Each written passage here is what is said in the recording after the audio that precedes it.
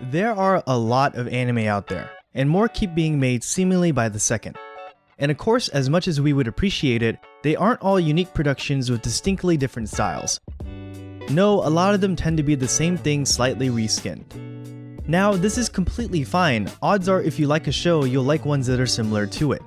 But for those who have limited time, they have the trouble of having to pick out what is the best of a certain genre or type of show. Otherwise, they risk missing out on something with the same kind of feel that they may have enjoyed even more. So when looking at Yama no Susume, a show about exploring friendship through hiking outdoors, and Yuru Camp, a show about exploring friendship through camping outdoors, which one do you watch? Both of them. You watch both of them. In Magic the Gathering, which is a trading card game, you'll hear the word strictly better thrown around often. It refers to a card that is literally better in every aspect compared to another one. So for example, Fauna Shaman is a strictly better Grizzly Bears. It just does more stuff. And if you had to choose between the two, you'd choose the Shaman every time, barring some kind of tribal situation. Or maybe you just like bears, who knows. What I'm getting at here is that Yama no Susume is not a strictly better Yuru Camp, nor is it the other way around. In this case, similarity of premise does not indicate grouping. The two are sufficiently different enough that what one gets out of each of them is different as well. And they're both worth watching. Yuru Camp offers a relaxing experience with the focus on a unique relationship dynamic.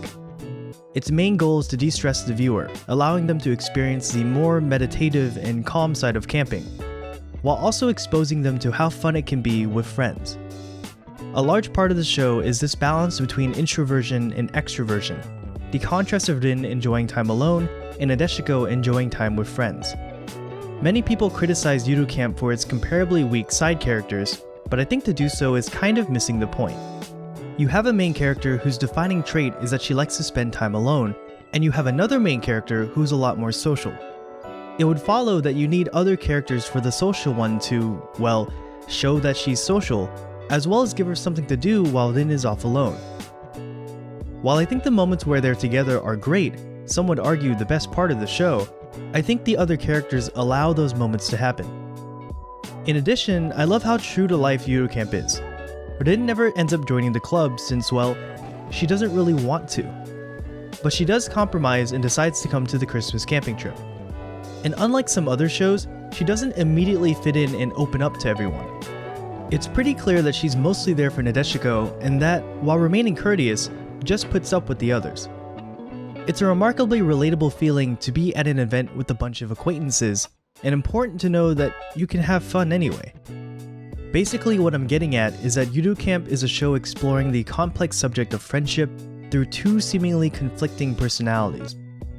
It's about Rin being accepted for who she is and what she likes, rather than getting her to quote-unquote open up and get friendship forced upon her.